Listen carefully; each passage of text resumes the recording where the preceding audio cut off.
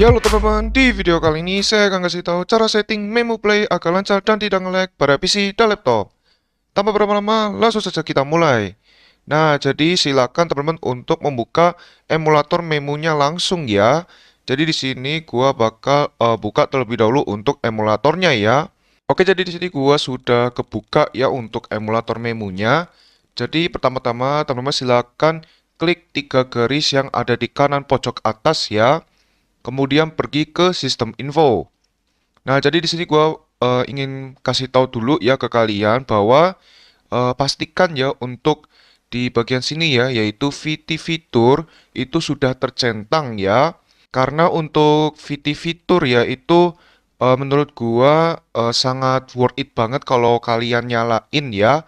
Karena kalau kalian tidak menyalakan VT fitur itu nanti untuk emulatornya sendiri ya tidak bisa memakai CPU lebih dari satu ya. Contoh misalkan core yang ada pada CPU teman-teman itu dua ya. Nah berarti nanti kalau di emulator bisanya cuma satu ya. Jadi kegunaannya itu biar core yang ada pada emulator itu bisa dipakai lebih dari satu. Dan juga agar emulatornya itu semakin lebih optimal ketika sedang dipakai ya. Jadi saran dari gua kalau kalian belum menyalakan VT fitur dan ini masih silang, nah silakan kalian nyalain.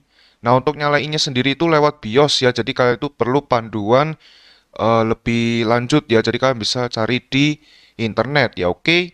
Nah, kalau kalian sudah menyalakan VT fitur, sudah tercentang, sudah support enable, nah kali ini kita bakal langsung setting untuk emulatornya.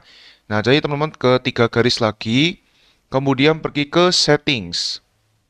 Nah, jadi di setting sini teman-teman di bagian engine ya atau yang paling atas ini di bagian performance di sini kita bisa menyesuaikan untuk CPU dan juga RAM. Nah, untuk CPU sendiri ya itu silakan kalian sesuaikan dengan banyaknya core yang ada pada CPU kalian masing-masing.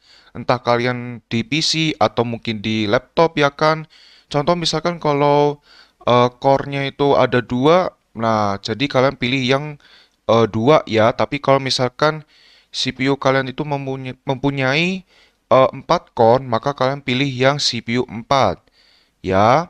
Nah, jadi di sini kalau di PC gua itu memiliki 2 core ya, jadi gua bakal pilih yang dua. Tapi kalau kalian punya 4 core, maka pilihlah 4 ya. Nah, bagaimana kalau yang di atas 4? Misalkan 8 core atau mungkin di atasnya, nah kalian silakan pilih yang 4 saja karena setahu gua ya untuk memo ini dia mentoknya di angka 4 ya untuk CPU. Oke, kita bakal lanjut ke bagian RAM. Jadi RAM ini sangat gampang ya. Jadi kita bisa cari ya. Jadi cari tahu terlebih dahulu RAM teman-teman itu berapa gigabyte. Ya, kemudian kalau udah tahu, kalian tinggal langsung dibagi dua. Dan untuk hasilnya sendiri kalian ubah ke dalam bentuk megabyte atau MB. Contoh, misalkan RAM-nya itu 4 GB ya atau 4 GB, kemudian kalian bagi dua, hasilnya 2 GB. Nah, kemudian 2 GB atau 2 GB itu kalau dijadikan dalam bentuk megabyte itu jadi 2048 MB. Ya. Dan kalau misalkan RAM teman-teman itu 2 GB berarti ya jawabannya itu adalah 1024 MB. Ya. Nah, karena di sini PC gua memiliki RAM 8 GB atau 8 GB, maka yang cocok ya atau yang tepat itu berarti gua yang RAM-nya 4 GB ya, alias 4096 MB ya. Berarti gua di sini harus customize ya. Jadi CPU gua kan mempunyai dua ya, kemudian RAM gua berarti 4096. Nah, jadi kurang lebih seperti itu ya untuk mencari RAM-nya, oke? Nah, kemudian kita bakal lanjut ke bawah yaitu render mode. Nah, render mode ini sebenarnya kalian bisa coba dulu ya satu-satu. Jadi kalian misalkan coba OpenGL, kemudian kalian main game favorit kalian di emulator. Kalau misalkan gamenya itu nge-crash, black screen atau mungkin keluar sendiri, nah kalian coba ganti ke DirectX ya, kemudian kalian coba lagi main. Kalau misalkan lancar-lancar nih untuk gamenya, maka kalian bisa pilih yang DirectX saja. Tapi kalau sebaliknya, maka kalian pilih yang OpenGL ya. Nah, tetapi di sini gua bakal pilih yang DirectX. Kemudian untuk root mode, di sini kalian matikan saja atau off. Kemudian untuk ASTC cache atau cache, di sini kalian matiin saja atau di off. Kemudian untuk GPU memory optimization, di sini kalian bisa ditinggalkan off saja atau mati ya. Karena untuk GPU memory optimization ini gua kurang tahu ya, tapi yang pasti kalian tinggalkan off saja atau mati ya. Nah, jika sudah selesai, kalian bisa pergi ke display. Nah, untuk display sendiri kalian di bagian resolution ya. Di sini tinggalkan saja tablet. Nah, di sini ada pilihan untuk resolusi yang bisa kita pakai ya. Jadi semisal kalian itu main ya emulator memunya itu di 1920 kali 1080. Nah, kalau misalkan masih nge-lag itu kalian jangan mainnya itu dalam keadaan full screen. Dan juga kalian harus turunin untuk resolusi emulatornya. Contoh misalkan dari 1080 kalian turunin ke 900. Atau mungkin kalau ke paling rendah yaitu 720 ya. Nah, jadi kurang lebih seperti itu untuk penjelasan dari gua. Nah, untuk gua sendiri, gua bakal memakai yang 1920 kali 1080 ya. Nah, kemudian di bawahnya lanjut. Di sini ada frame rate. Jadi untuk frame rate ini kalian tinggalkan untuk 60 fps saja.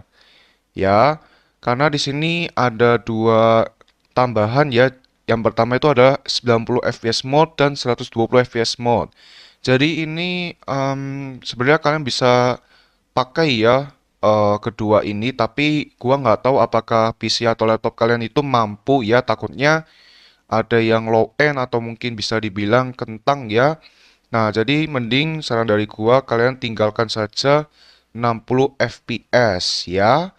Nah, kemudian di sini di bawah ada anti flickering. Jadi anti flickering ini mending kalian nyalain saja, kalian tinggalkan nyala atau on.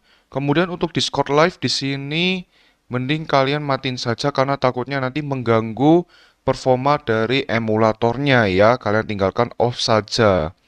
Nah, jadi itu saja yang bisa kita setting, selebihnya tidak ada.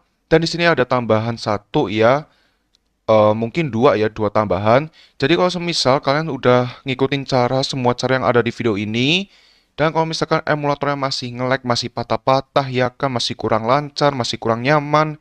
Nah, tambahan yang pertama itu coba untuk GPU memory optimization itu kalian silahkan dinyalakan. Ya, kalian nyalain atau onin. Kemudian kalian coba lagi main. Kalau misalkan masih sama ya, masih kurang lancar atau masih nge-lag, kalian coba di bagian display ya. Untuk anti flickernya kalian bisa matiin. Ya, karena antara dua itu ya. Jadi kemungkinan GPU memory optimization atau mungkin anti flickeringnya ya. Nah, jadi di sini kita sudah selesai. Jadi kalau udah kalian tinggal klik OK. Kemudian kalian bisa restart now ya. Jadi emulatornya biar di restart dulu ya.